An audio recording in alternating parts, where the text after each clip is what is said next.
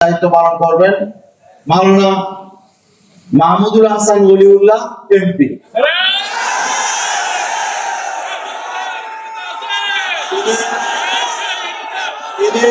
তিনি আগেও সভাপতির দায়িত্ব পালন করেছেন, সেক্রেটারির দায়িত্ব পালন করেছেন, বিভিন্ন দায়িত্ব পালন করেছেন।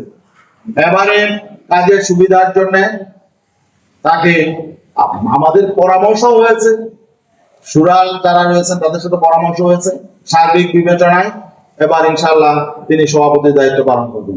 সহসভাপতি যিনি সেক্রেটারির দায়িত্ব পালন করেছিলেন তিনি সহসভাপতি 1 নম্বর সহসভাপতির দায়িত্ব পালন করবেন আব্দুল শাকুর সহসভাপতি। আরেকজন সহসভাপতি আলহাজ হযরত মাওলানা জালালউদ্দিন কারিমি। আর সেক্রেটারি দায়িত্ব পালন করবেন মোহাম্মদ রেজাউল করিম আকন।